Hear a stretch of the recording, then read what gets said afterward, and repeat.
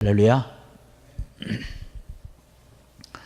2016년 우리 추수감사절을 맞이해서 정말 하나님의 은총과 하나님의 평강이 또 하나님께서 함께 하시는 축복이 함께 하시기를 간절히 축원합니다. 우리 추수감사절이라고 하는 것은 우리 한국으로 치면 추석과 같은 우리 기독교의 명절이죠. 우리 한가위 또 추석을 맞이하면서 그런 얘기를 합니다. 뭐 더도 말고 덜도 말고 한가위만 같아라 라는 그런 말이 있는 것처럼 우리 추수감사절이라고 하는 것은 수확이라고 하는 그런 열매를 통해서 우리가 감사하고 또 즐거움이 넘치는 그런 명절 가운데 하나죠.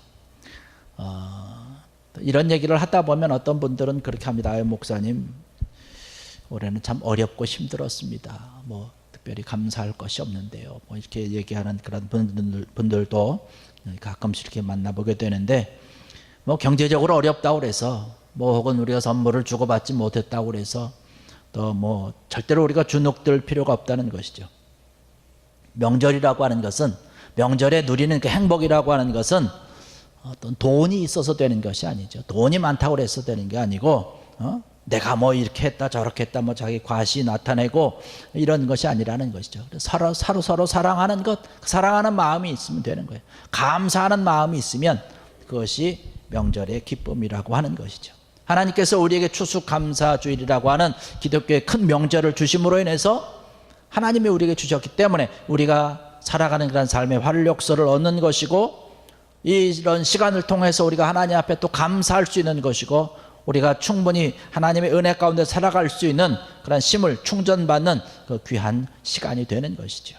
그렇기 때문에 정말로 풍성하고 즐거운 그런 명절, 우리 추수감사절 되기를 다시 한번 주의 이름으로 간절히 축원합니다. 그래서 우리가 추수감사절 그러면 하나님께서 우리에게 주신 그런 열매에 대해서, 하나님께서 베풀어 주신 것에 대해서 감사하고, 은혜에 감사하고, 하나님의 손길에 대해서, 하나님께서 베풀어 주신 그런 놀라운 사랑에 대해서 우리가 감사하는 것이죠. 그러한 것이 바로 추수감사주일입니다. 또 추수감사절 우리가 그렇게 보내야 되는 것이죠. 이러한 마음을 가지고 있는 사람들은 행복한 삶을 살아갈 수 있는 것이에요. 그런데 불행한 사람은 어떤 사람이냐? 불행한 사람이라고 하는 것은 복을 받지 못한 사람이 아닙니다. 실은 복을 받지 못했기 때문에 나는 불행합니다 이런 것이 아니라, 복을 받았음에도 불구하고 그 받은 복을 모르는 자가 불행한 자라고 하는 것이죠. 내가 이미 복을 하나님께서 내려주시는 그런 복을 받았는데 그 복을 내가 받았는지 못 받았는지 깨닫지 못하고 있는 것이에요. 누릴 줄도 모르고 감사할 줄도 모르고, 이러한 사람들은 만족한 삶을 살아갈 수가 없는 것이죠. 그런 사람들은 늘 마음속에 불만이 있습니다. 아이고, 불만이고 내가 앞으로 어떻게 살아가야 되지? 그런 염려가 있고, 이러한 마음으로 늘 살아간다면 그 사람이 불행한 사람 아니겠습니까? 행복하고는 좀 거리가 먼 것이죠. 참된 복을 아는 사람, 시간마다 하나님께서 베풀어 주신 것에 대해서 감사하면서 찬양을 하고, 이러한 마음을 가지고 이러한 믿음을 가지고 살아갈 때에 우리는 행복한, 하나님께서 주시는 귀한 은혜를 누리면서 살아갈 수 있는 우리가 된다는 것이죠. 하나님께서는 우리에게 복 주시기를 원하시는 분인 줄로 믿습니다. 우리가 불평하고 또 때로는 염려하고 불안 가운데 사는 것은 사실은 하나님께서 우리에게 내려주신 복을 우리가 아직 발견하지 못했기 때문에 그렇다는 것이에요. 오늘 우리가 시편 65편에 있는 그런 말씀을 보았는데, 여기 말씀 보니까 특별히 우리가 하반절 중반 이후의 말씀을 보면 구체적으로 우리에게 귀한 평강의 복을 주시고 또 결실의 복을 주시고 놀라운 그런 축복을 우리에게 내려주시고 있는 것 아니겠습니까? 이러한 것을 바라보면서 감사하고 찬양하고 하나님 앞에 예배하는 것이 믿음을 가지고 있는 사람들의 합당한 모습이라고 하는 것이죠. 오늘 이 시간 우리가 2016년 우리의 추수감사주일로 예배드리고 추수감사절에 마음을 가지고 하나님 앞에 모였는데, 하나님께서 베풀어 주신 그러한 은혜에 대해서 또 놀라운 축복에 대해서 조목조목 잘 생각해 보시고 감사하면서 찬송함을 통해 여러분의 심령과 또 여러분의 가정과 우리 교회 위에 성령의 큰 기쁨과 놀라운 충만함이 넘치기를 간절히 부탁을 드립니다. 그런데 우리가 감사라고 하는 것을 생각을 해보면 성경에도 뭐 범사에 감사하라고 얘기를 하고 그렇게 해야 된다고 얘기를 하지만 사실 이게 쉽지 않다는 거예요. 뭐 추수감사절이 됐으니까 범사에 감사하십시오 이렇게 설교하는 것은 쉽습니다. 그러나 우리가 좀 더 우리의 삶을 돌아보고 우리의 생활을 돌아봤을 때에 정말로 우리가 감사할 수 있을까? 내 형편이 감사할 수 있을까? 예를 들어서 우리의 식구 중에 누군가가 몹시 아파서 누워 있다고 한다면 늘 마음속에 그런 안타까움이 있고 좀 힘든 그러한 부분들이 있는데 그러한 모습을 바라보는 가족들이 과연 감사할 수 있을까라고 하는 것을 생각을 해봅니다. 혹은 우리의 삶과 생활 가운데서 많은 어려움이 있고 힘든 일이 있고 물질로 인해서 또 여러 가지 관계로 인해서 어렵고 힘든 그런 일들이 우리를 하루하루 살아가면서 우리를 얽매여 올 때에 그러한 모습 가운데서 그러한 형편 가운데서 정말 우리가 감사할 수 있는 그런 우리의 모습이 될 수 있을까라고 하는 것이에요. 그런데 성경에서는 뭐라고 얘기를 하고 있냐면 범사에 감사하라고 얘기를 하고 있거든요. 그러면 성경에서 이야기하고 있는 말씀이 우리의 삶과 생활에 비추어 봤을 때에 잘못된 것이냐 라고 생각을 해볼 수 있지만 어떤 이상적인 것에 대한 그런 이야기를 너무나 추상적으로 해놓고 있는 것 아니냐라고 생각할 수 있지만 결론적으로 말씀드리면 그렇지 않다는 것이죠.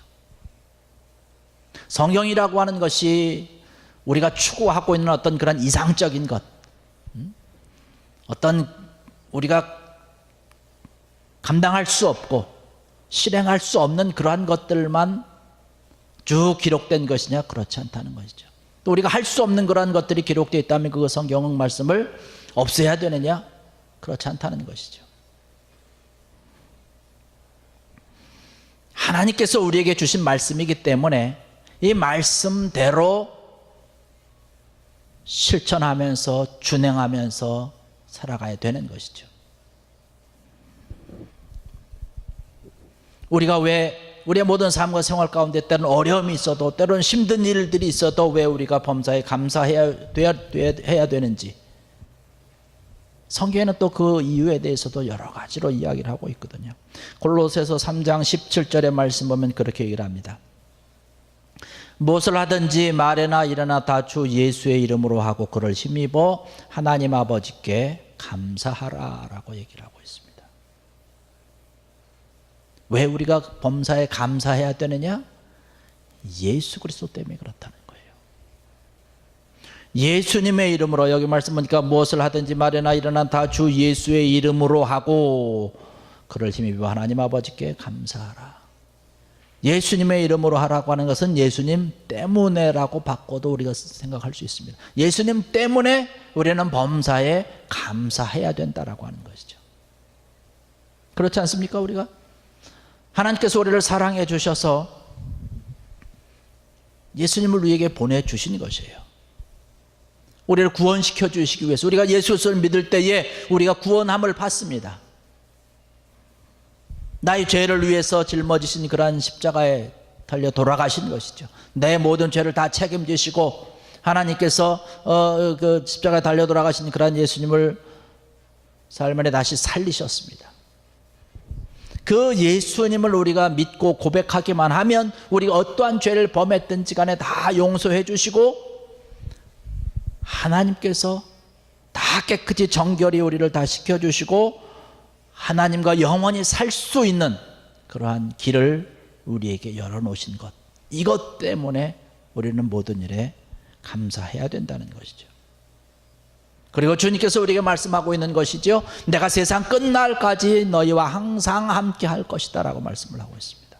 너희와 항상 함께 할 것이다 라고 하는 것이에요. 우리가 믿고 있는 그 예수님 때문에 이 세상에서 정말로 좋은 일에도 우리가 감사할 수 있는 것이고, 나쁜 일에도 우리가 감사할 수 있는 것이고, 아주 작은 어떤 그 하찮은 그러한 일에도 우리가 감사할 수 있는 이유가 되는 줄 믿습니다. 그 예수님 때문에 우리가 감사하는 것이죠. 어떤 방송이나 어떤 뉴스나 어떤 기사들을 통해서 우리가 심심치 않게 또 찾아볼 수 있는 것이 있습니다. 내가 가지고 있는 그런 연약함 때문에 오히려 나는 감사한 삶을 산다는 거예요. 어떤 장애아를 가지고 있는 그런 성도가 고백하는 그런 내용, 여러분들도 많이 듣지 않았을까 싶습니다. 우리는 그분이 목사님에게 고백하는 것은, 우리는 이 장애를 가지고 있는 이 애 때문에 정말로 너무나 큰 복을 받았습니다 라고 얘기를 하는 거예요. 오히려 장애로 인하여서 가정이 힘들고 괴로울 줄 알았는데 이 애 때문에 가정이 정말로 화목하게 됐다는 것이에요. 그 이 애 때문에 자기 아버지가, 자기 아빠가 교회로 돌아오고 신앙을 갖고 예수를 믿게 되었다는 것입니다. 아마 얘가 그러지 않았으면, 이런 장애가 없었으면 아마 아빠가 신앙생활을 하지 못했을 것이다 라고 얘기를 합니다.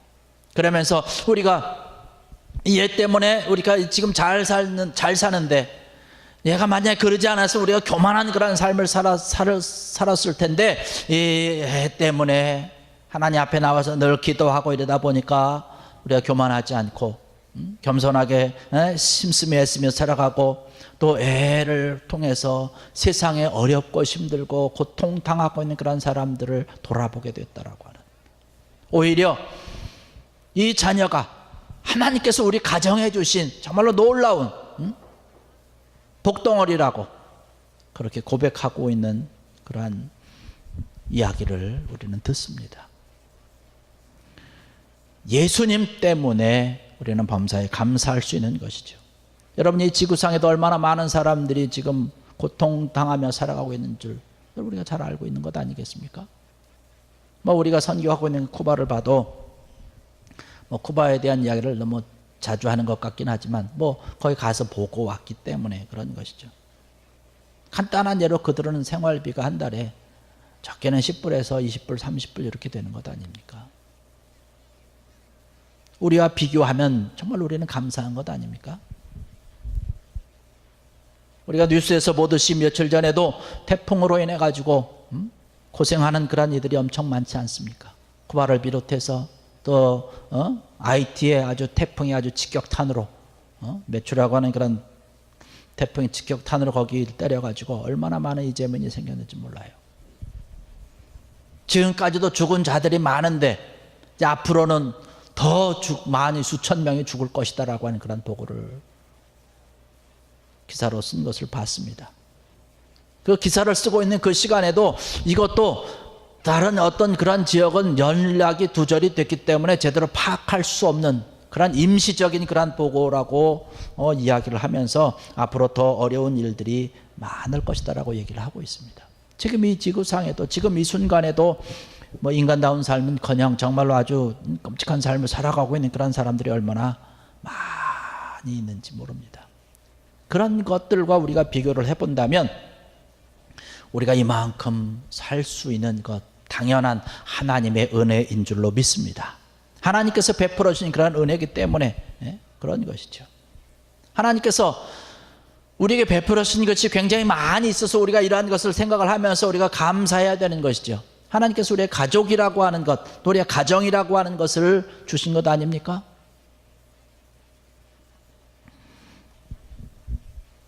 우리가 잘 아는 대로 구약의 요셉의 가족을 우리가 생각해 볼 수 있습니다. 인간적으로는 도저히 용납받기 힘든 그런 죄를 저질렀죠.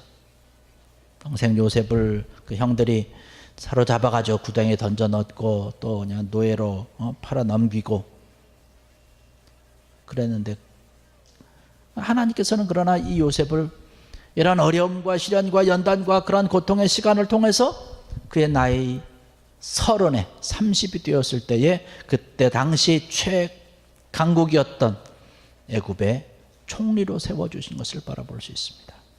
뿐만 아니라 가뭄으로 인해서 어려움에 처한 그런 가족들을 구원할 수 있었던 귀한 하나님의 인도하심을 볼 수 있습니다. 우리의 가족이라고 하는 것, 하나님께서 우리를 가족으로 세워주시고 가족으로 엮어주셨다라고 하는 그 귀한 것들을 우리가 생각을 하면서 가족에 대해서 감사하는 마음을 가져야 될 줄로 믿습니다. 어떤 분들은 가족이기 때문에 더 소홀히 하고, 가족이기 때문에 더 등한히 하고, 가족이기 때문에 나몰라라 하고 막대하고 이러한 것들을 바라볼 수 있는데, 우리가 이러한 것들을 좀 올바른 그러한 마음을 가지고 더 오히려 가족이기 때문에 사랑하고, 가족이기 때문에 더 따뜻하게 하고, 가족이기 때문에 더 살펴주고 돌봐줄 수 있는 그러한 귀한 은혜가 있어야 될 텐데, 올 우리가 추수감사절을 맞이해서 정말 가족을 향해서 감사의 마음이 더 풍성히 차고 넘치는 귀한 여러분 되기를 주의 이름으로 간절히 부탁을 드립니다. 그 다음에 우리가 우리 부모님이 계심을 우리가 감사해야 되는 것 아니겠습니까? 오늘날 이렇게 한국에서 되어지는 그런 일들을 이렇게 쭉 봅니다.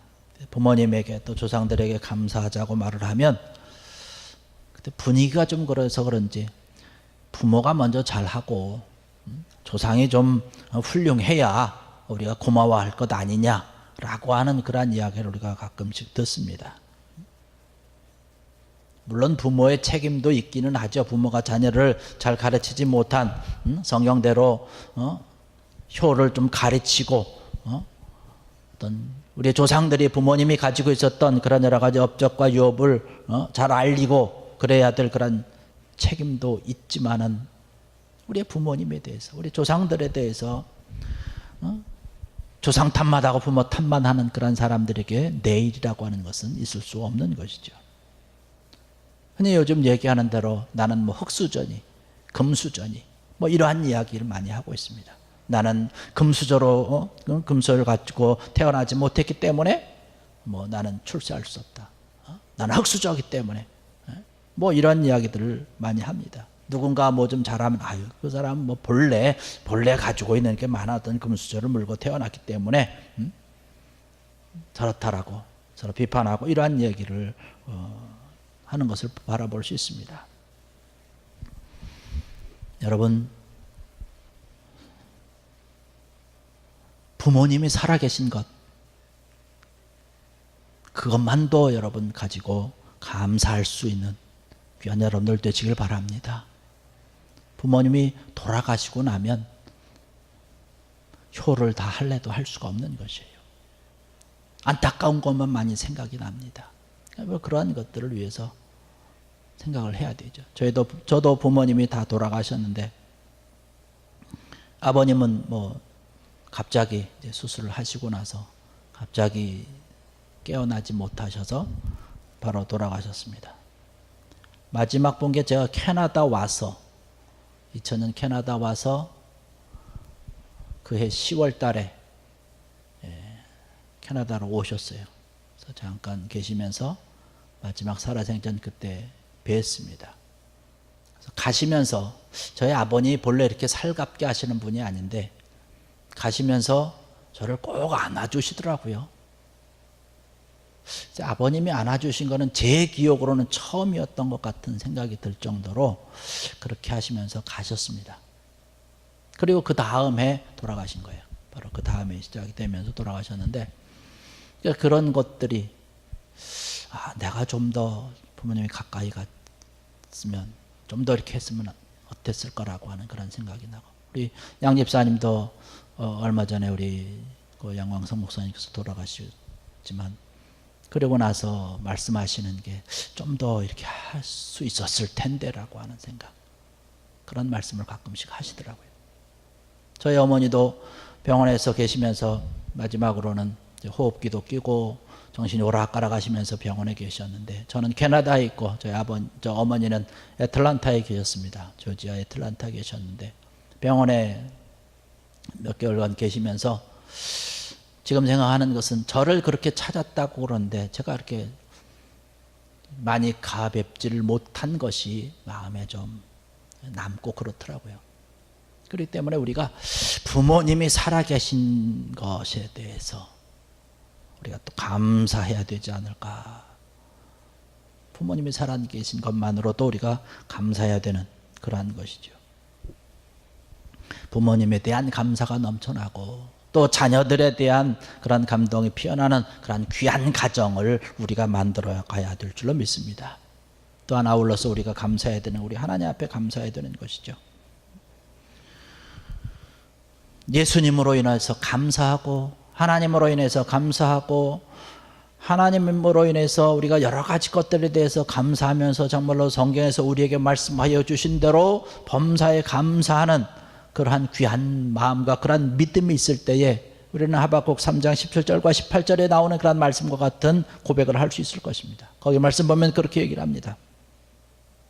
비록 무화과나무가 무성하지 못하며 포도나무에 열매가 없으며 감람나무에 소출이 없으며 밭에 먹을 것이 없으며 우리의 양이 없으며 외양간에 소가 없을지라도 나는 여호와로 말미암아 즐거워하며 나의 구원의 하나님으로 말미암아 기뻐하리로다. 할렐루야.